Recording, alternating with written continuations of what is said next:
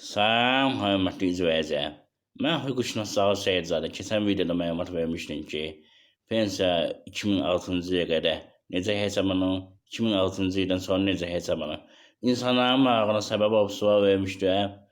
Suala görə təşəkkür edən hörmətli izləyicilər. Vətəndaşlar sual verir ki, 24 il, 23 il stajım var, mən nə edim? 2 il çatmı, 1 il çatmı?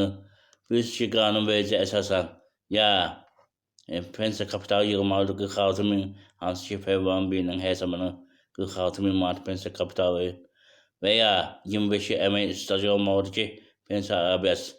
Bəs hörmətli izləyicilər, bilirsiniz hansı halda bir gündə işləsiniz əmək stajı hesab olunur, 25 il yəni bağışlanır. Ehtiyac yoxdur. Eyni zamanda pensiya kapitalına ehtiyac yoxdur. İndi bu barədə məlumat verəcəm. Hörmətli izləyicilər, xahiş edirəm videonu bəyənin, hamı bilsin. Mən xüsusilə həmişə çalışıram ki, əlilliyi olan şəxs kimi birinci növbədə qanunlardan əlilliyi olan şəxslər və ya olan ailə üzvləri xəbər tutsun. Ona görə dəstək olaraq, hörmətli izləyicilər. Onu da qeyd edin ki, hörmətli izləyicilər, əgər fərdi qaydada məsləhət almaq istəsiniz, mənim telefon nömrəm videonun izahı yerində qeyd olunur. YouTube kanalında eyni zamanda YouTube kanalı şot bölməsini istəyən videonun üzərində var. Telefondan yanaşı qat nömrəndə var. Telefondan hüquq məsləhəti ala bilərsiniz. YouTube kanalına abunə olan şəxslər üçün telefondan hüquq məsləhətin verilməsi 10 manatdır. Bundan əlavə ərizələri yazıb e-mail ünvanına göndərən, e-mail və ya WhatsApp ünvanına. Hörmətli izləyicilər. Nəzərə alın.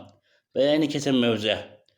Əmək pensiyasına əsasən 22-ci maddəsinin 1-ci bəndinə əsasən qeyd olunur ki, əgər insan Azərbaycan Respublikasının vətəndaşı belə deyək də 2006-cı ildən 2018-ci ilə qədər bir gündə işləyibsə, ona pensiya stajı 25 il və pensiya kapitalı hədiyyə olunur.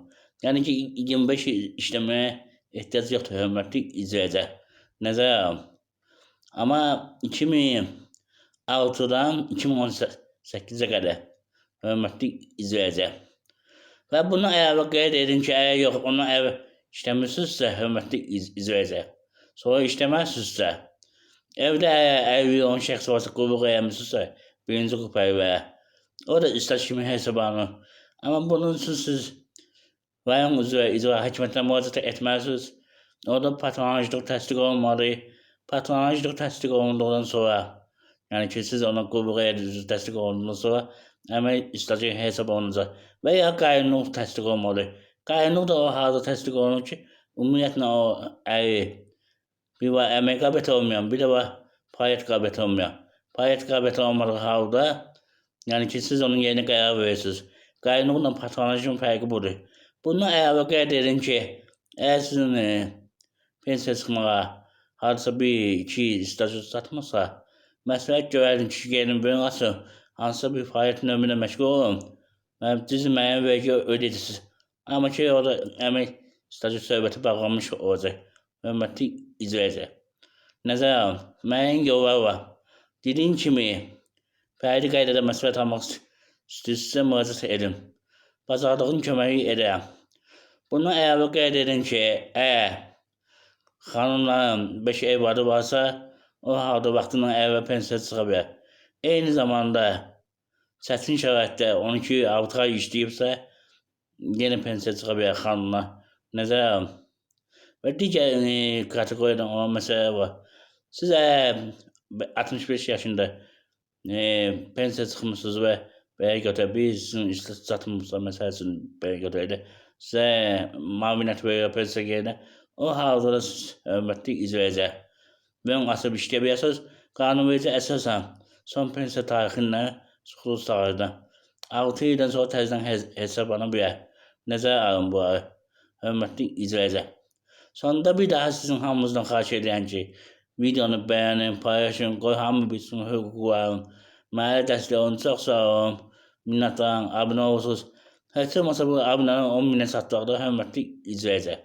Mən bacardığım qədər məlumatı sizə paylaşıram. Siz də yəni bu formada mən kömək edin.